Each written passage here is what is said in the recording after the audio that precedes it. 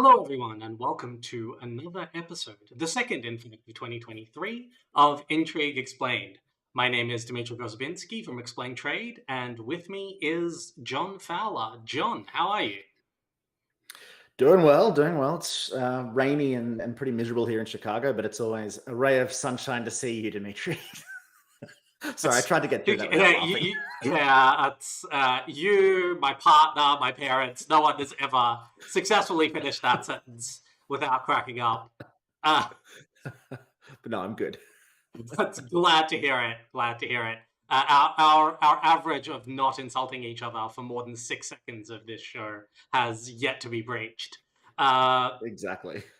so for those who are joining us for the first time, Intrigue Explained is a show where John and I, and in the future our friends, try to break down some of the issues in geopolitics from the last week that you may have missed, or where we, as former diplomats and people who spend a lot of time thinking about international relations, feel like maybe we can add something for your own thinking. A lot of this is drawn from the newsletter that John and International Intrigue produce every week, or every day, in fact. And we strongly encourage you to subscribe.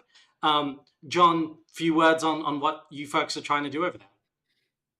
Yeah, I'll keep it short. It's a daily newsletter rounding up, what we think are the biggest geopolitical global stories in the world. The idea is to kind of make foreign policy, geopolitics, global affairs, trade, these kinds of topics.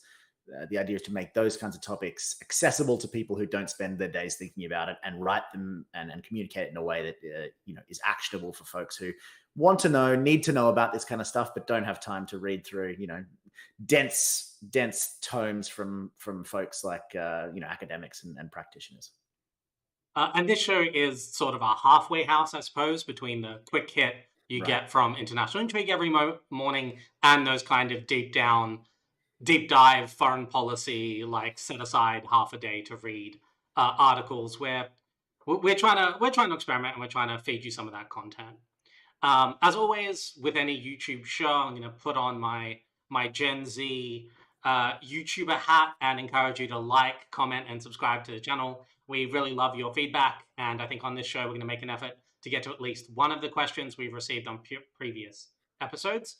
But for now, today's show, we have a main story this episode where we'd really like to deep dive into the Wagner Group, the Russian private military company that is, on the one hand, dominating the news on the Ukraine war side, but is sort of under the radar, increasingly expanding its footprint, and by extension, Russia's footprint in Africa. So John and I are going to come at that from sort of two sides and really talk through some of the implications of that, PMNCs in general, and what it all might mean for geopolitics. And before that, we're going to briefly touch on three stories from International Intrigue in the last week that we thought are worth your following or worth bringing to your attention. The Hong Kong security trials have commenced for those arrested in 2020. Iran has indicated that it will pardon and commute the sentences of thousands of protesters, with a lot of asterisks and caveats around exactly who is getting pardoned and why, under what conditions. And finally, just because we really we know what stories are sexy, we're going to talk about global taxation and the recent OECD ruling on global minimum corporate taxes, and specifically how the US has to implement them. I swear to God, it's important. Like, I mean, I'm bored Yeah, just pitching that, I'm going to but need your help on that one. uh, listen, guys, like, corporations should probably be paying tax somewhere, and this is an attempt to do that. And how it interacts with all of these things is vitally important. We may have to like punch ourselves repeatedly in the legs as we explain that, but we swear to God it's worth your following, and we will do our best to make it accessible. But before we get to those stories, there have been really two two major developments we want to really briefly touch on. John, do you want to say a few words about the earthquake?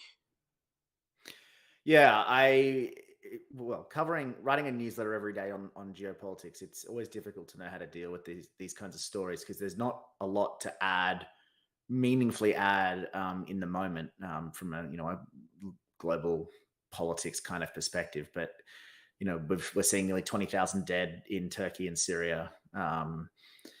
Aid is having a real problem getting into Syria because the earthquake destroyed the UN's aid routes into Syria. I think the recovery in Turkey is a little bit better, but it's still, people are still buried under rubble. We're outside that 72-hour window where people are likely to be saved. So, I mean, there's no way really to talk about the earthquake that hit those two countries on Monday morning, was it? I think there's no way to talk about it without just kind of sort of just being a bit shocked about contemplating the horrific nature of what it would be like to live through that. We've had a few people reach out to the newsletter and say they've got friends in the area affected by it. And that, there's a sense in Turkey that it's kind of all hands on deck to help out. And then obviously against the backdrop of the last 10 years in Syria and the brutal civil war there, it's hard to imagine something the Syrian people needed less than a devastating series of earthquakes that's kind of reduced the country to rubble. So there's not much more to add than that. Yeah, I mean, there are geopolitical angles to all of this. The outsized role of Israel in delivering aid to Turkey has implications. The interaction of the sanctions regime and the regional geopolitics with aid to Syria, all of that is there. But very frankly, dissecting that kind of thing while bodies and hopefully survivors are still being pulled from the rubble just feels in incredibly bad taste. And none of it, all of these things are worth mulling in the medium term. But I think for now, all we can do is sort of express sympathy and hope for the best, and hope that to the extent that aid can make it through, that it does to the maximum extent possible. In far less tragic news, those who watched last week's show know that John and I were deeply personally invested in one Chinese spy balloon and its epic journey across the US sky. That balloon has been shot down, and if it didn't make for such awful viewing, we'd do a moment of silence. I need you to read the pun you've written down in our preparatory notes that I'm reading right in front of me, because he is brilliant. You have to read it. You can't skip over it. So I've written balloon we hardly knew ye, and I'm not proud of it. And I'm watching the current view account and watching it like I'm imagining it's about to plummet into the negative somehow, as people not only tune out but also actively block us. But I mean, it is what it is. But I mean, the balloon has been destroyed. It did not lead to World War III. It didn't. The Blinken visit to China has been indefinitely postponed. But listening to administration officials, they're saying they will reschedule it at some point. So they haven't it hasn't permanently damaged relations. There's all sorts of speculation about, was this a deliberate attempt to sabotage the visit? Was it a speculation this was rogue elements trying to sour relations ahead of the visit? John, as someone who lived and worked in China for quite some time, do you have any kind of takes on this? Yeah, I mean, a couple of things spring to mind. One, there are fairly credible reports, and particularly coming out of the Pentagon, that this is a pattern of behavior for China. They've found a way of floating balloons over countries to map, military installations and other sensitive things. So it's not like this is a rare occurrence. There were, reports, I don't know how accurate they are, that it happened a few times during Trump's administration, a couple of times previously in Biden's administration. It's just the first time that it's kind of hit the mainstream media like this. So I don't think there's anything new here. I was perplexed by some takes from folks saying this doesn't matter. It's a massive it may well be an overreaction from the US, but I think that's not the same as saying it doesn't matter. I think having what is clearly an adversarial country float balloons designed to spy on, various things and intercept communications. It's like it's a thing that you shouldn't be thrilled about. So, not to in any way get into any domestic politics, but it feels like Biden handled it about right. Kind of shot it down, made sure no one was hurt by it. Assess the intelligence threat, that kind of stuff. I thought it was particularly interesting that the Chinese had the nerve to apologize for their balloon blowing off course and then say, threaten to sue the Americans for shooting it down. But we live in strange times, so I'm actually not that surprised by it. And then I guess the only other thing to note, well, two other things to note. One, you mentioned it. I think it's super important that both sides try and take the heat out of the issue. That means like not briefing the media too much, not which is always difficult in America because politicians aren't necessarily controlled by the State Department. But, try to really take the heat out of the issue, get Blinken to China ASAP, as soon as the kind of the issue has died down, because it is an insanely stupid way to start World War III, have a balloon, a dirigible, if I may, floating above the US, taking photos. And then the last thing I'll mention is that if anyone didn't catch the SNL, the Saturday Night Live, Bowen Yang's take on when he became the balloon and impersonated the balloon, it's well worth your watching. Plenty of lols. I will add, firstly, I think espionage generally and spying is this insane thing in international relations where simultaneously everyone recognizes that we are all doing it all of the time. At the same time, the part of the dance of diplomacy is that you are supposed to pretend you are not, and you are supposed to pretend that you are shocked right. That gambling is going on in this establishment every time you see it. On the other hand, I think it is worth taking a half step back and going, yes, it's absurd and funny because it's a balloon, but this thing is the size of 3 school buses. If a drone the size of 3 school buses was hovering above the continental United States in US airspace, right. If it was anything but a balloon, if it was a plane, if it was a drone, I think we wouldn't be laughing quite as hard every time we talked about it. So, yes, it feels like an overreaction, but also only because balloons are just inherently kind of silly. But if you take the method of propulsion out of it, it's you understand why governments have to take it a little bit seriously, because it's a giant hunk of metal in the sky photographing your stuff without your permission. So yeah. So that is all we can milk from the balloon story. I am until next week.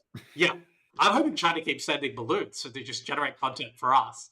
We could do 10 minutes on this every week, but probably best that they don't.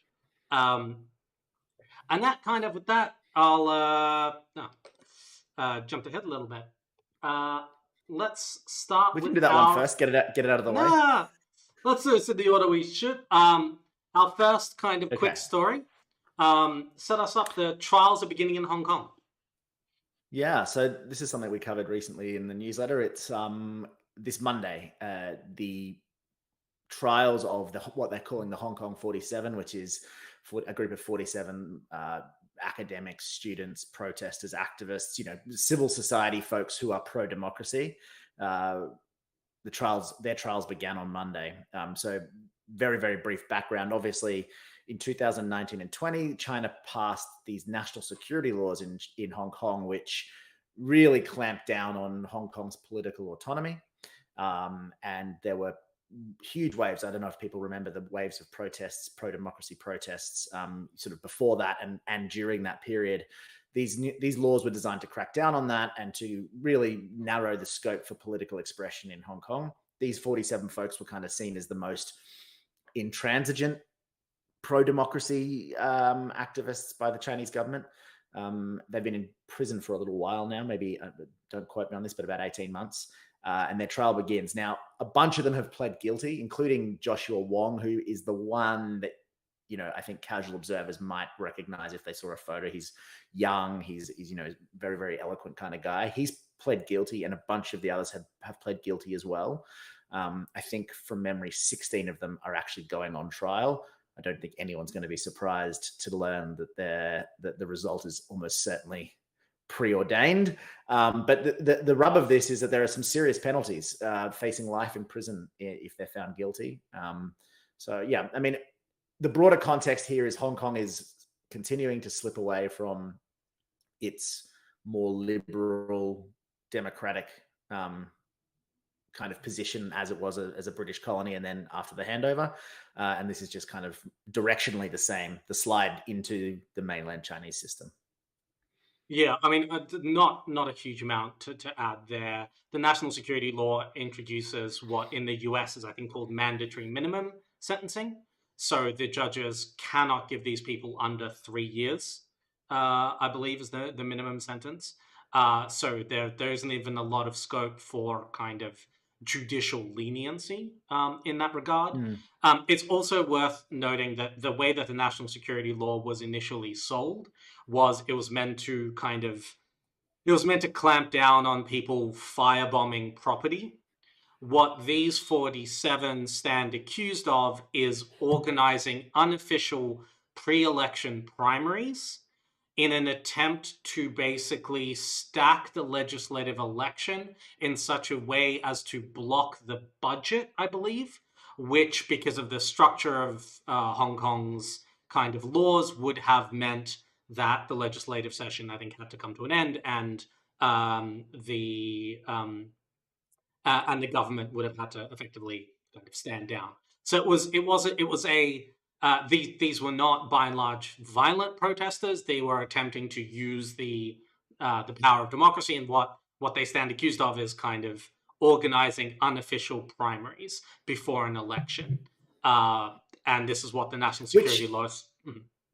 I mean, you mentioned it there. Like a lot of the sort of legal experts in the Hong Kong system say that those organizing activities were legal under the laws as they were written down. But, having spent time in China, the law is merely a guide for what's going to happen and not predictive or in any way a set of rules to be taken literally. So, yeah. Yeah.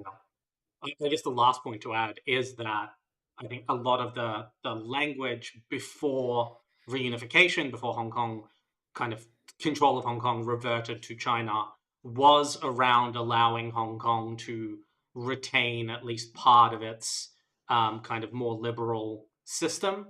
I don't think anyone thought that they would continue to be as democratic as they were before. But I think everyone is looking at these trials as an indication of the direction of travel, and where is Hong Kong going, and it does not look great.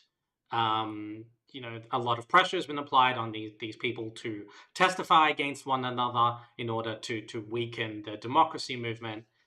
It doesn't look like a democratic direction of travel is on the cards. Is that fair? Very fair. All right. Move on to our next quick hit story. Also to do with a regime and also to do with protesters, but Iran and pardons. John, do you want to set us up?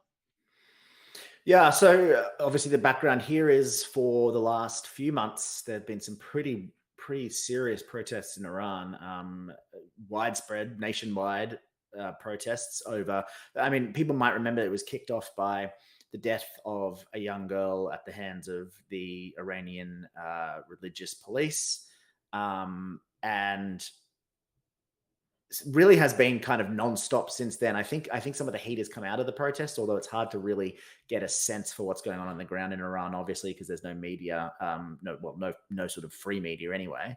But this story that we're talking about is that the supreme leader of Iran recently said that he would pardon or reduce the sentences of tens of thousands, and I'm quoting there, tens of thousands, so very, very opaque. Tens of thousands of prisoners, people who've been detained during the protests for protesting. I think there's about 20,000 people who've been detained nationwide since the beginning of the unrest late last year.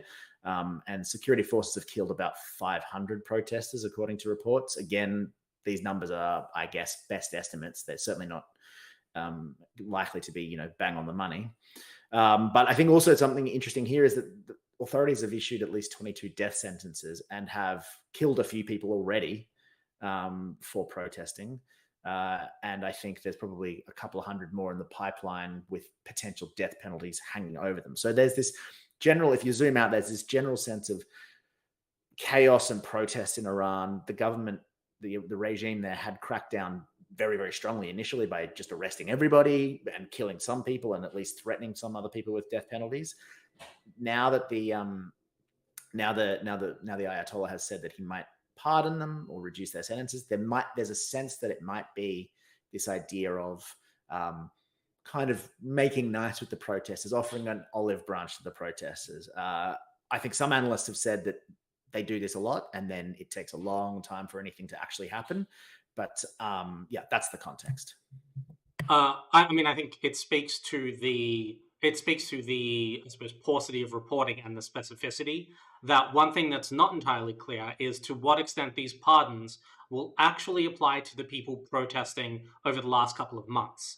Iran at any given time incarcerates a substantial number of people on a range of charges. Often there's a collaboration with Western powers charge that is a fairly blanket kind of accusation you can level against just about anyone, and you don't, in the Iranian system, necessarily have to prove all that much.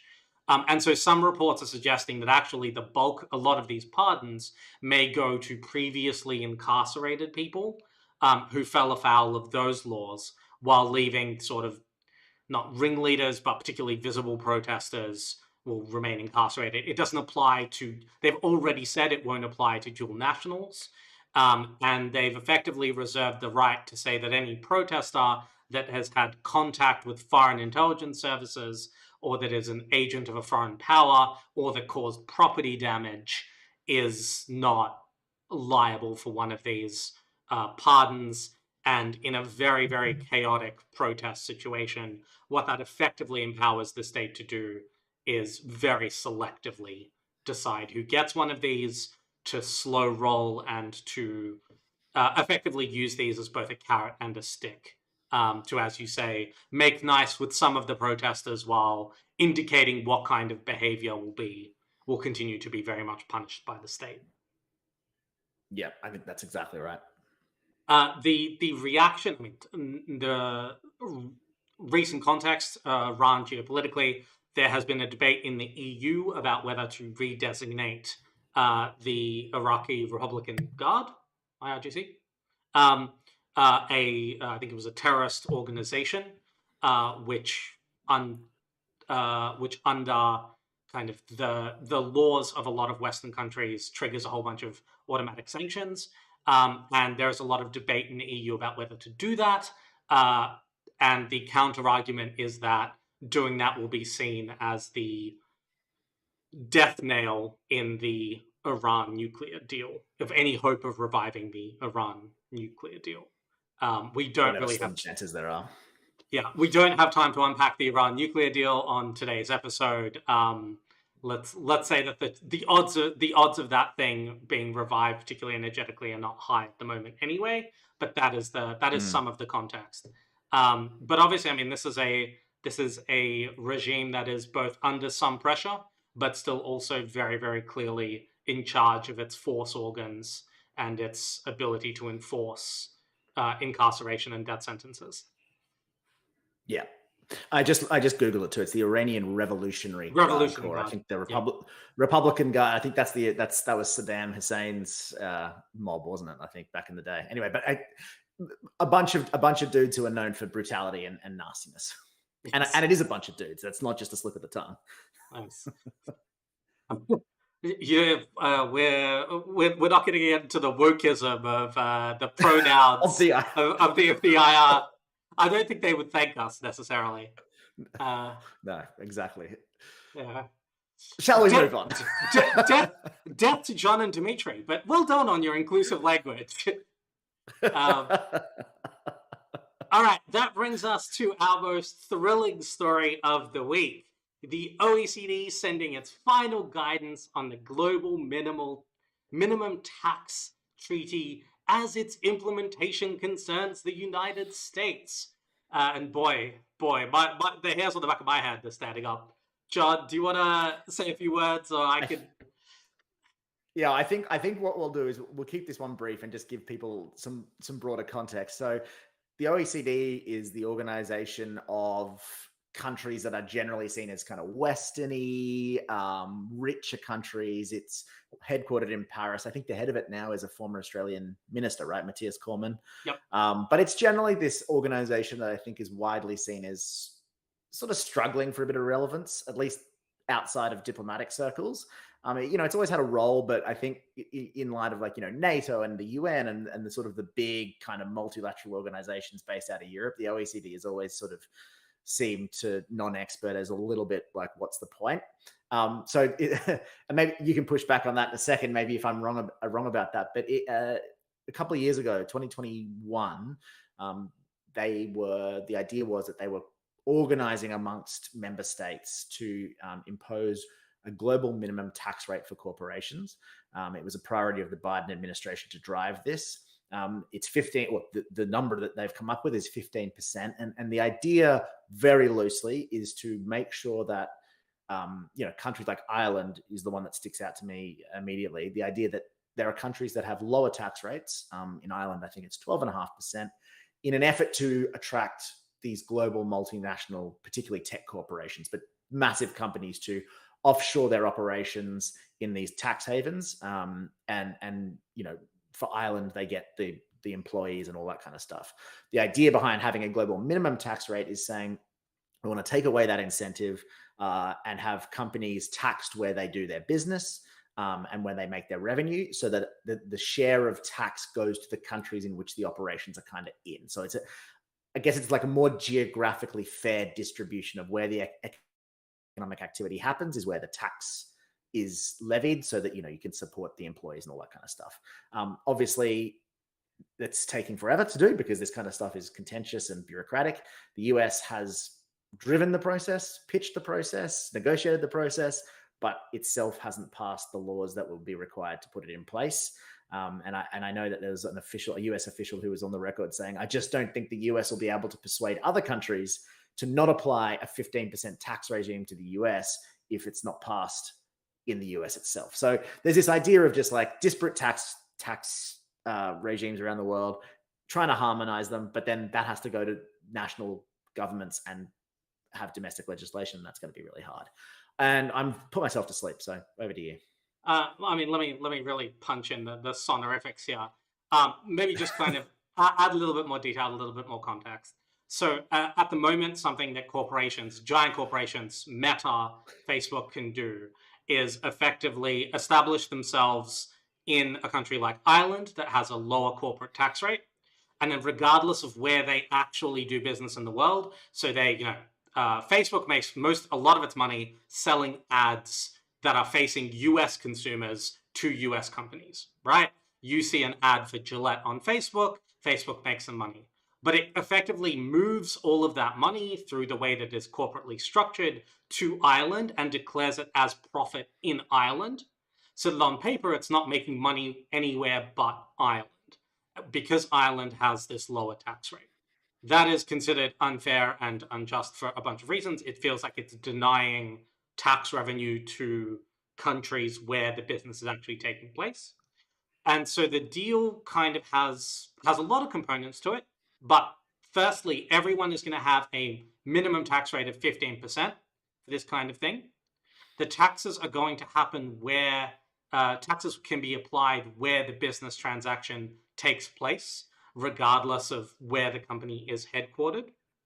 And the kind of enforcement mechanism, and here's where the US comes in, the enforcement mechanism is that if, let's say, the US decides not to have a 15% tax, let's say the US decides it's going to have a 10% tax, all of the other companies where, let's say, Facebook does business can then are then allowed to levy additional taxes to bring the total tax payment of Meta up to as if the US was charging them 15%. So basically, Facebook can't get away with paying lower taxes just because the US has lower taxes. Everyone else would still collect that money. They just do that overseas. The challenge for the US is they pushed this deal through, and then Congress has refused to implement the legislation to put in place this 15%, which means that they now need and they have been granted an extension until 2025, during which other countries won't be allowed to tax their companies quite as hard as they would otherwise be allowed to under this deal. This is kind of, we realize how tedious this stuff is, but it is immensely important because increasingly global corporations make up a huge percentage of GDP, of potential tax revenue, and the way that things are currently structured, it massively incentivizes kind of moving their headquarters and shifting profits to places where business isn't taking place, firstly. And secondly, I think it speaks to the ability of the US to leverage global leadership. If the US is constantly in a position where when it does choose to lead multilaterally, it then doesn't follow through, that is going to weaken the standing of the US in the world. In this case, they'd only be hurting themselves, really, but generally speaking, that's not the case. And that is all I will say on OECD and tax issues, except the OECD does do some useful things, but I'm not going to sit here and defend an organization with like a $50 million marketing budget. They're very capable of putting out their own press releases. There you go, listeners. I learned something there too. And I think hopefully you guys did too. Should we move on to the main story, Dimitri, lest we run out of time? Absolutely. Okay. So that brings us to the Wagner Group story. Our main story for tonight. We wanted to focus on Wagner Group, the Russian PM&C. We've just been told in the comments that actually our audience is incredibly wonky.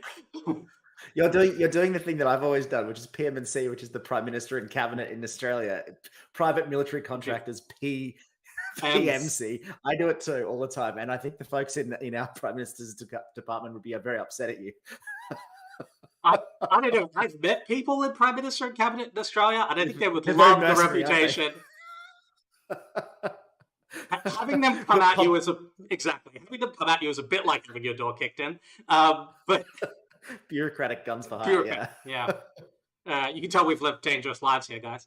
Okay, Wagner Group. So there's two sides to this, and I want to make sure we get the Africa angle of this done first, because I think it's a story that people may be less aware of. It's less in the news. So, John, do you want to give us a sense of what's happened in Mali and the broader picture of Wagner in Africa? Yeah, happily. So yeah, as you said, you'll get into the context of who the Wagner Group is in the Russian and Ukrainian context. But so it's this private military contractor that's very close to the Kremlin, arguably pretty much directed by the Kremlin, but with enough arm's length kind of distance to sort of pretend that it's not the Russian state in these places.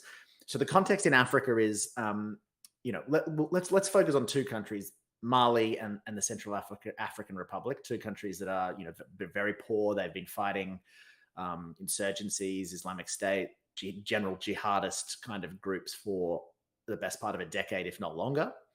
In Mali, for example, in 2013, the president asked the French government, the peacekeeping forces of the French military, to come in and help it fight an insurgency. The French did that for 10 years or so, and they were 2013 the French go to Mali. In 2019 there's a coup in Mali, arguably because of these jihadist groups kind of causing instability, all this kind of stuff. The new ruling military regime in Mali is very different to the previous president, dislikes the French, kicks them out in 2022 finally, but they had a very difficult relationship. And into that vacuum in Mali has flowed the Wagner Group, Russian mercenaries, to kind of fight alongside Malian troops against the insurgents. So that's the Mali situation, very, very briefly.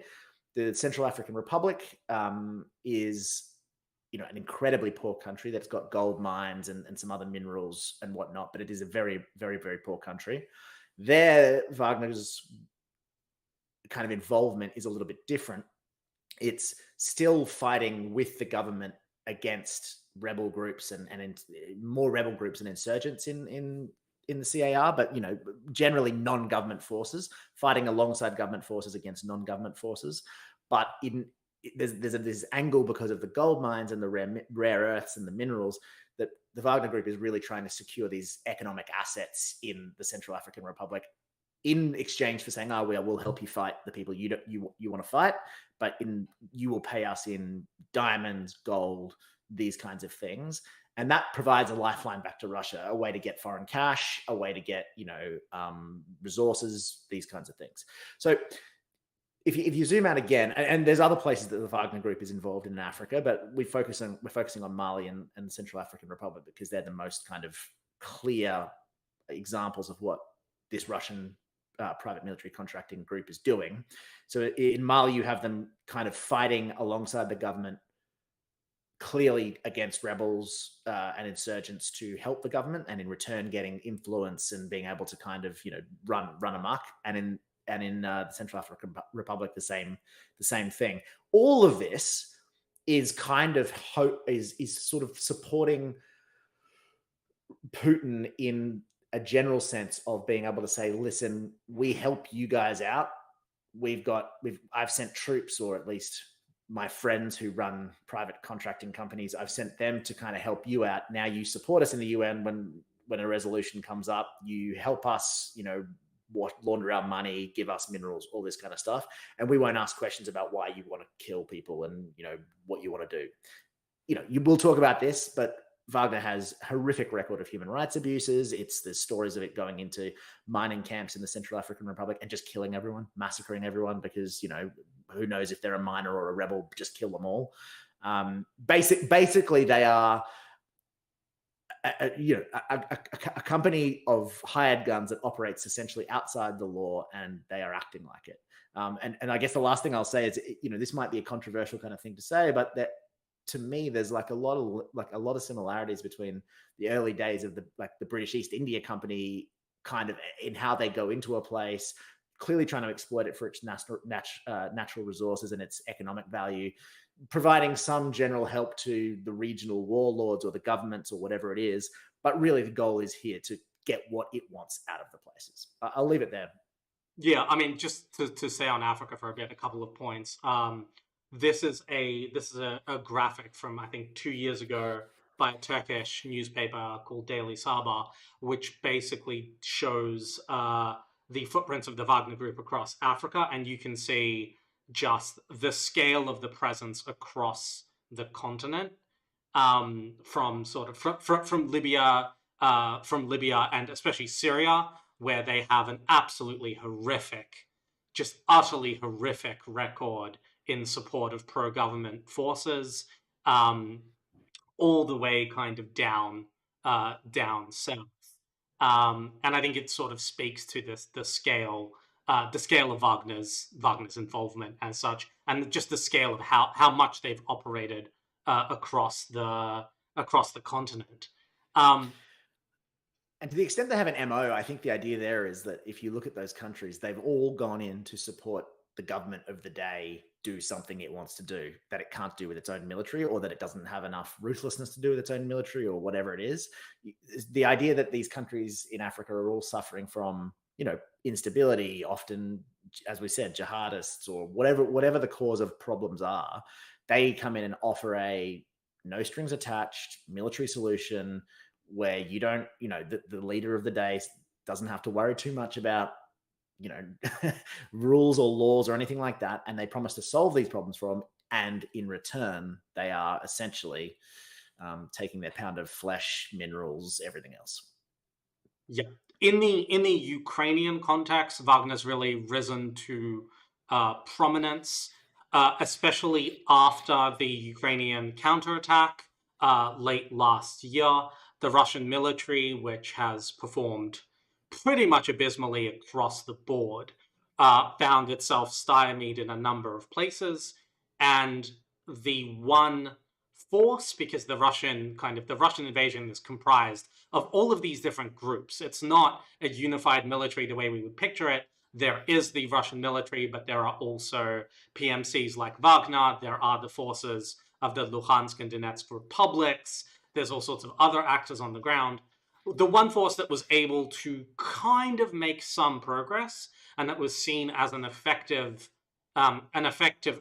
offensive force was Wagner.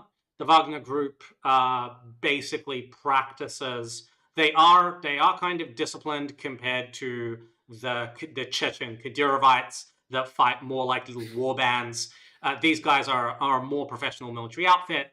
A lot of their longer term soldiers are former Yeah. Spetsnaz, like they're Russian special forces or former Russian special forces.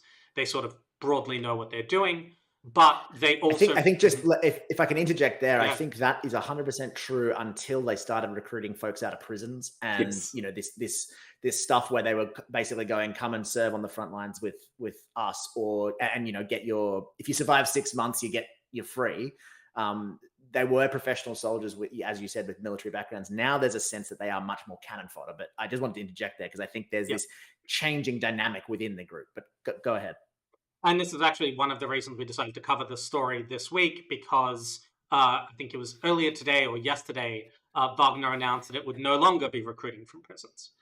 Because the way it had been making advances around Bakhmut was through an offensive strategy that used kind of a human wave technique, where groups of 8 to 12, what they called assault groups, would move forward, try to suppress enemy positions with grenades, or sort of underbarrel grenades, rocket-propelled grenades, and then serve as spotters for artillery. This resulted in absolutely catastrophic casualties. You are talking about waves of infantry, often unarmored infantry, so without even adequate Literally cannon fodder. Literally cannon fodder marching into Ukrainian artillery, trying to make progress kind of one block at a time. And the initial wave of recruitment, which saw a lot of people they were pulling out of prisons. And we should add, when you recruit soldiers from people who have multiple life sentences for multiple homicides, you're not necessarily building an ethical, civilized army to begin with. So you can imagine who these guys are. But that has completely dried up, apparently. The word has gotten around that you're not likely to make 6 months, you're not likely to make 6 days, because you will be thrown into the meat grinder. And at the same time, Wagner and its leader, Prigozhin, who is known as Putin's chef because he had the catering contract for the Kremlin. I don't know if he still does, but he, like a lot of these guys, he sort of now runs a diversified conglomerate that does mining and like logistics and builds things for the Sochi Olympics. His status was really, really high when Wagner Group seemed to be the only ones who knew what they were doing.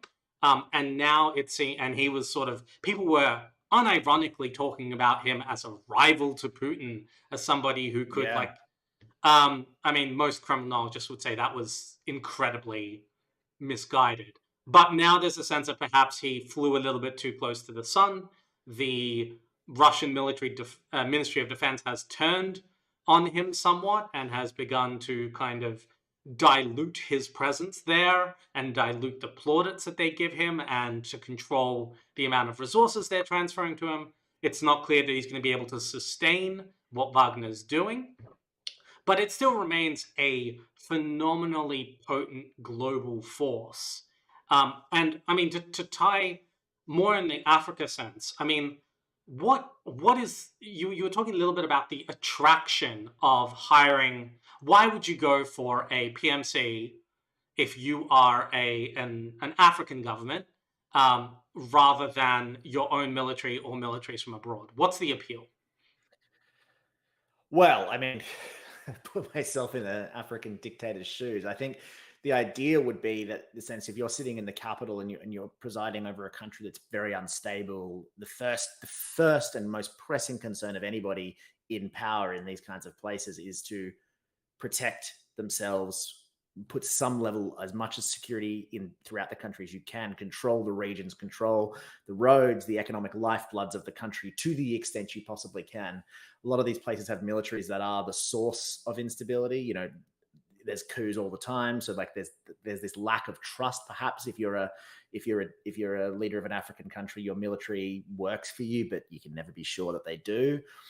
There are also, militaries in Africa have a lot of political power, so maybe they don't want to go into areas where they're likely to be killed very easily.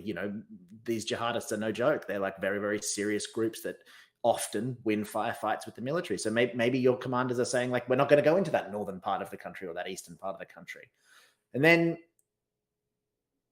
Wagner comes and presents a solution to you. Hey, we'll take care of it. You don't have to worry about it. You don't have to worry about us getting on your case for human rights abuses, or we'll do whatever you say.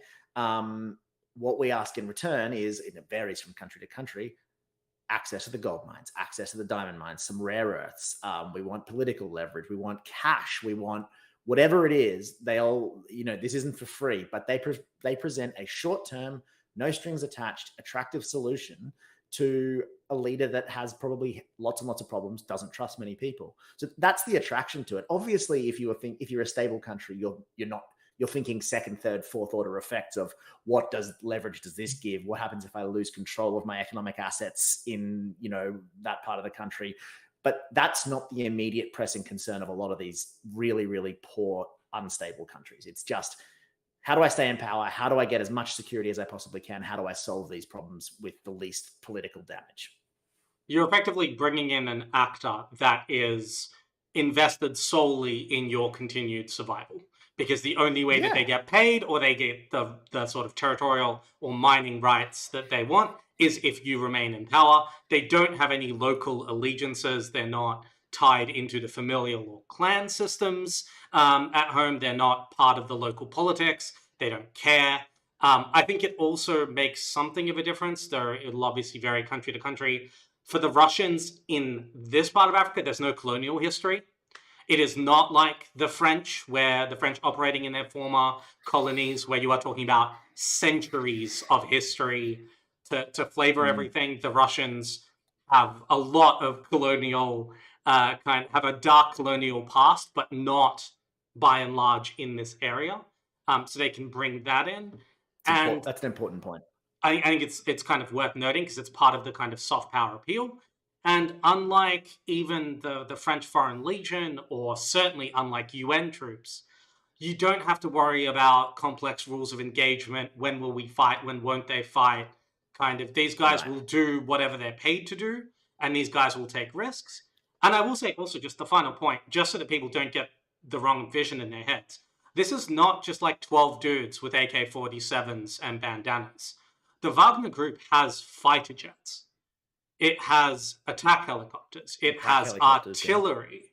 And they're not afraid to use it on civilian targets. So if you are an African country where there's been a lot of warfare and where the majority of the fighting is being done with Toyota pickup trucks, maybe machine guns, and rifles, bringing in a host of special forces with access to armor and air assets is suddenly a massive force multiplier that you probably couldn't easily get anywhere else.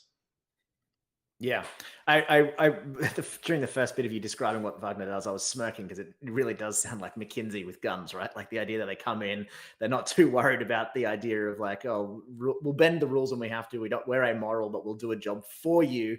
And our incentives are aligned with your incentives, so that's why you can trust us. Before we move on from this, I don't think that's fair. I don't think Wagner will ever do as much damage as McKinsey, but oh boy, shots fired! Oh boy. Everyone needs to be in debtor's prison. Sorry, go on. Before we move on, I have one question for you, and I know that we're running late on time, but you have an insight into the Ukrainian-Russian sphere, the mentality, more than most folks I know. Is it a kind of historical trope that this is how Soviets, Russians fight, i.e., they just throw people at problems? Like you were describing the meat grinder, and there's rushing people up to the front lines. That is this a uniquely Russian thing that they really view their meat, like the World War II thing is that they just threw farmers at tanks and enough of them finally stopped the Nazis? Is that a meme, or is it is it true? I mean, listen, it's a bit of both. I think ultimately, if they had the choice would everybody prefer to be fighting like a US battle group where kind of everybody's Everything's dead high before tech, and yeah, exactly. Sure, but historically, over and over again, there have been situations where that has not been an option, in part for legitimate reasons, in part due to incompetence, corruption, and sort of yeah. their own choices. So they are a pragmatic. They've chosen that And pragmatic rather than option. lose, they'd throw people in the front lines like that. Well, but I think it's also fair to say that culturally and politically, life is just incredibly cheap. Um, Yeah. there's a famous quote, I can't remember from which Soviet figure, when they were appraised of the casualties that their side had suffered to secure a victory. The person's answer was, "It's cool, we'll birth more." Like Russian Mm. mothers will create more sons is a trope of Russian warfare and has been for a very long time. I don't think that is necessarily, by it's not some choice. They're not doing this deliberately. It is simply has been what has worked for them because very frankly, Mm. everything that isn't that requires a great deal more coordination, a far better trained armed force, a far better Less supplied corruption. logistics train, less corruption. It's just hard. The one thing we've always had in the Soviet Union has always had was just a ton of young men and then increasingly old men to throw at a front compared to its near power adversaries in the region. Mm. You really have to go to China to find populations that approach Russia's on its borders. So, Mm. I mean, I think we can get into trouble when we talk about national mindsets, but Yeah, of course. the answer is But it yes. definitely is it's definitely a myth, or at least like a trope of World War II that, as the Nazis rolled highly efficient tanks over the border, the Soviets basically fought them off with pitchforks. But I know that's Yeah, not true. But I mean, that mentality of like, even if it is a national myth, it's lines blur between myth to truth to like, all that kind of stuff, right? by the way, the border they rolled over was Ukrainian, so it was Ukrainian peasants with pitchforks. I think that's a distinction that's worth making in 2023. But yes, Yeah. absolutely. Kind of the Russian mythology is full of soldier facing German tank with absolutely nothing that can so much as dent it, grabs 15 grenades and dives under it and takes it with him. That is Mm. an absolute trope, that kind of self sacrificing stuff of just get it done is absolutely part of the Russian mythos. And also, I think it's impossible to look at would any of our countries be able to sustain casualties at the level the Russian military has sustained them for what is No way. effectively military expedition? Like you think about the Iraq War and the backlash, the Afghan Money, War. like our Western countries will sustain politically spending trillions of dollars on Yeah, ridiculous wars, but not casualties not like that. No. yeah. They have lost. Vietnam War as the comparison, and the casualties are in terms of how quickly they've been sustained are nowhere near. So that's kind of a short non-pop psychology answer. I know you wanted to No, just thank you. briefly touch on a question one of our users submitted. Yes, we've run late as per usual, but I think that was a really interesting conversation about stuff that a lot of folks won't know. Okay, so very quickly, we had a question from at Daniel Rembrandt on Twitter last week, actually, and he, to the extent that I can interpret his question, it was essentially this idea that in the 1800s, the northern part of China, northern Manchuria, the Korean kind of world was given to Russia in a treaty in 1858, and it's called, I think, the Treaty of Amur or somewhere like that. But basically, where China's borders now to the north, in the northeast, used to be more of the Chinese world than the Russian world. It became the Russian Far East, and I think is now Amur, or however you say that. That's Amur Oblast. That area is full of rare earths, rich minerals, all that kind of stuff that is becoming really, really important in the 21st century. And he asks, it is a he, yep, Daniel, he asks, how does the Putin doctrine affect China's claim on this Chinese region still occupied by Russia? Now, what I'm going to interpret there is he's kind of asking whether China feels like it has an ancient territorial claim to that part of Russia, like it feels like it does in the South China Sea or Taiwan or these places. This idea that China has unreclaimed provinces. And I think the short answer is I have never really heard of a Chinese, academic, politician, person make that claim about that part of Russia. I don't think that it is in the Chinese national mythology, or at least the Communist Party mythology, that that's a part of China that needs to be reunited with the rest of China. Taiwan is a runaway province. There's the South China Sea stuff. You hear that every day from academics that like China is not complete without those.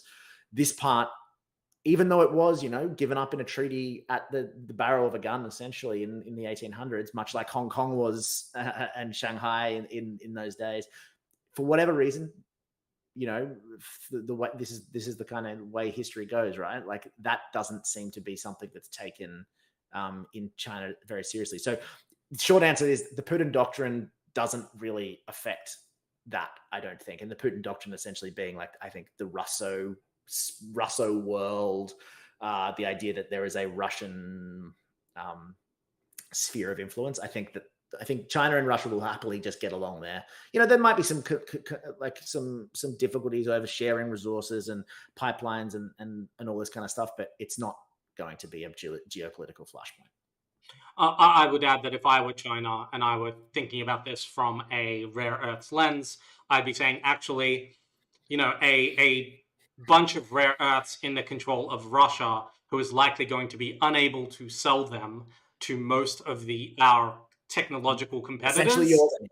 It's basically, you can buy it all at a discount because Russia won't have other buyers. It's fine compared to the value that they place on that alliance.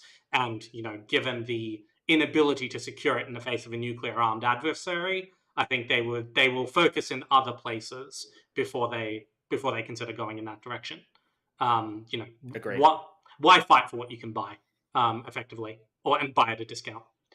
So that kind of brings us to the end of our show for today. Thank you so much for tuning in. Thank you for sending in your questions. We will, as always, put this up as a podcast if you just couldn't bear looking at our smug faces 1 minute longer. Once again, thank you so much for joining us. Please do drop us a like, comment, and subscribe. Recommend us to others who might enjoy our unique approach to tax-related entertainment. And do sign up to International Intrigue's newsletter. So until next time, and with a final apology to anyone in the Iranian Revolutionary Guard we may have misgendered, have a lovely week, and we will see you next week.